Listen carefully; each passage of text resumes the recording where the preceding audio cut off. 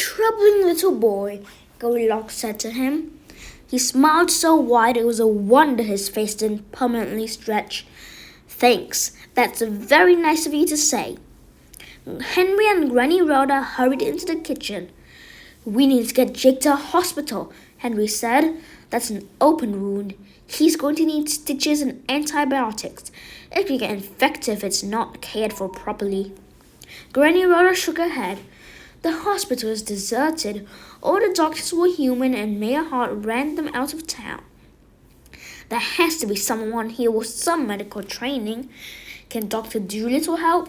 Henry said, taking a glass from the cupboard. I think he's part of the Scarlet Hand, Granny said. Henry turned the faucet on, but only a couple of brown drops trickled out. Dave turned off the pipes. Suddenly the lights went out. And the lights, Sabrina added. So we can't watch the television? This is war, Puck cried. I'm going upstairs to get my sword. You don't mess with the television. I don't think fighting our way out is the answer, Puck, Granny said. Maybe not the answer, but certainly an answer, Puck grumbled. Let's go ask the man with all the answers, Granny said. She led everyone back through the living room. Jake's shoulder was wrapped in bandages and he was unconscious. He fainted from the pain, Veronica explained. Henry heaved his brother onto Papa Bear's back and the group marched up the stairs to Mira's room. Who dares? Oh, it's you, Mira said, and the flames vanished. This place is starting to get as busy as Grand Central Station, Rhoda. This isn't even half of the guests, Granny Rhoda said. The Scarlet Hand has surrounded the house. And Jake, Mira cried, and noticing his state. He's been injured. Quite seriously, I'm afraid. We need to get him to the doctor right away, Henry said. We need the slippers. Which slippers are you referring to, Hank? Dorothy's slippers, Henry said impatiently. We'll use them to teleport out of the house. Sorry, Hankster, Mira said. I lent them to your daughters a while back, and one of them was lost. You lost Dorothy's slippers? Henry cried, glaring at the girls. A giant was chasing us, Sabrina said defensively. A really big giant, Daphne added. Fine, we'll take the Gnome King's belt instead, Henry said, turning his attention back to Mira. It does the same thing. Mira shook his head. The girls ran down the batteries. If you have 46 6Ds, then we're back in business. Henry sighed. For once, I'm turning to magic to solve a problem and there's nothing available. What have we got that will zap us out of this house? We're a little short on zapping, Granny Rhoda explained. But there is still a way out of the house. There is? Sabrina and Daphne asked. Granny produced her set of keys. Yes, there's a back door in the room of reflections. The what? Red asked. You'll see, the old woman said. Granny stepped through the mirror and vanished. Henry and Veronica followed, then Red, Daphne, Sabrina, and Puck. Elvis bounded through next. The three bears growled nervously, but Goldilocks huffed something back that seemed to calm them down. A moment later they followed, Papa Bear carrying Uncle Jake through to the other side. The vastness of the Hall of Wonders never ceased to amaze Sabrina. Marble columns taller and thicker than redwood trees held the ceiling aloft. The hallway itself seemed to go on forever. Both sides held hundreds of doors made from a limitless variety of materials: wood, steel, stone, crystal. There was one door made from something Granny called protoplasm. All of the doors were labeled with brass plaques that explained the contents of their rooms. How come we've never heard of this a room of reflections? Daphne asked her grandmother.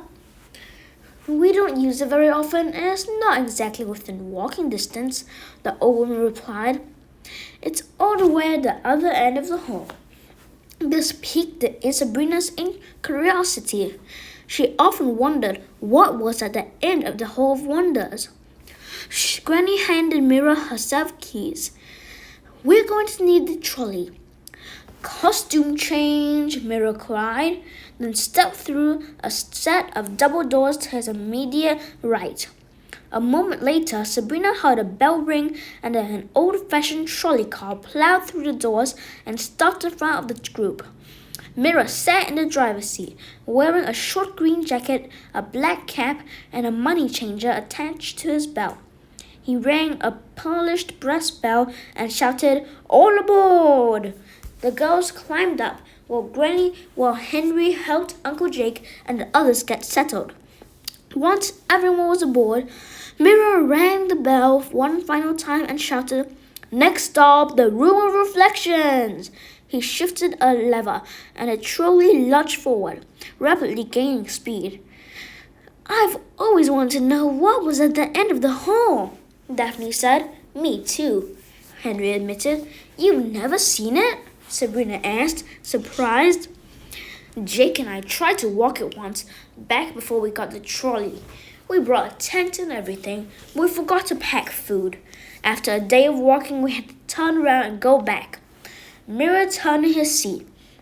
"Folks, I'm going to put the pedal on the pedal to the metal, as they say. So keep your hands and feet inside the vehicle at all times, and please hold on tight." Everything around Sabrina turned into a blur of color and light. As the trolley sped to an impossible pace, the engine screamed, as did a few of the passengers. It was terrifying. Puck, however, seemed to be having the time of his life. "Faster!" he begged. "It's not fun until someone wets their pants." Just a minute later, the trolley slowed and the world came back into focus. Sabrina stepped off, feeling lightheaded and a little sick. She held on to the side of the trolley for balance. It seemed that everyone else in the group felt just as woozy, except for Puck, who begged Mira for another ride. Once Sabrina felt better, she peered around the unfamiliar length of the Hall of Wonders. The doors at this end were even more bizarre than the ones she already knew. One was made of a whirling blue gas with ancient skeletons suspended in it. Another was like the mouth of a huge monster with sharp teeth and a horrible forked tongue. Another door was constructed from the gigantic bones of some prehistoric animal. There was also a more ordinary wooden door with 2 stones recessed in the wood. Each of the stones had a handprint engraved in it, but the brass plate for this door was not labeled. "That's weird," Sabrina muttered to herself. To the left was a massive wall, much like the one at their end of the hall. This one, however, didn't have a magical portal, only a single door made from rough stone. Intricate symbols that looked like hieroglyphics were chiseled into its surface. Sabrina had no idea what any of it meant, but the biggest of the symbols gave her a creepy feeling. It was a large sculpted eye. It moved like a real eye and studied each person in turn. "Creepy," Daphne squirmed as she watched its gaze move up and down the length of her body.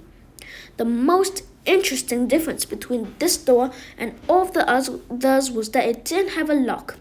All of the doors in the Hall of Wonders were locked tight except for this one, which opened easily when Mira pushed it. Inside, the group found a circular room draped in black curtains. Lining the walls were 25 full-length mirrors, and each an equal distance apart. Sabrina suddenly understood why Granny called it the Room of Reflections. "Are these magic mirrors?" Veronica asked, running her hand along one surface. The tips of her fingers disappeared into the glass, and the image rippled like the surface of a pond. "Not exactly," Mira explained.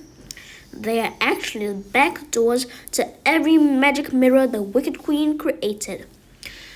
"Are you saying that we can step through these and come out into another Hall of Wonders?" Goldilocks asked. Mirror looked slightly offended. My dear, there's only one Hall of Wonders and only one me. Each of the mirrors my mother created is unique, and each mirror comes equipped with its own unique guardian. Like Harry from the Hotel of Wonders, Daphne said. Harry? Her father asked. Mr. Charming has a magic mirror, Daphne explained. It has a hotel inside it, run by Harry. He's really nice. There will be plenty of time to talk about the mirrors once Jake is in good hands, Granny Roller said. For now, we're going to step through one of them and use it to go to the real world, hopefully far away from the mob outside. An excellent idea, Mirror said, and then puffed up his chest with pride. My mother designed me to be the hub, a gateway to the other mirrors, making me all the more unique. Gravy, Daphne cried as she rushed to the closest mirror. Let's use this one. Before she could jump into the reflection, Granny Rhoda snatched her arm and yanked her back. Liebling, no! She pointed to a sign hanging at the bottom of the mirror that read, Out of service. You can't just jump into these things. Some of them don't work correctly. She's right, Mirror said, pointing to a few others with the same sign. 13 of the mirrors have, unfortunately, been broken beyond repair. 2 more are buried beneath the earth, and who knows what's crawled into them. Another is filled with a poisonous gas, and yet another is, from what I can tell, at the bottom of the Atlantic Ocean. 2 others have been shattered and their guardians destroyed. If you were to step into one of them, you would be cut to ribbons. In my free time, I've been removing shards from the frames. He gestured to a pile of broken glass on the floor. Sabrina did the math in her head. That leaves 6 magic mirrors that are still working. Do you think one of these will lead us to a doctor? Henry asked impatiently. If we pick the right one, Granny said as she turned to Sabrina and Daphne.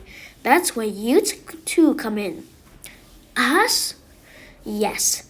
I think it would be unwise to just step into any one of these mirrors, especially since we don't know what kind of guardian might be inside or where they might lead. You two, however, have been inside one and know the guardian quite well. You say his name is Harry? Do you think you can find him?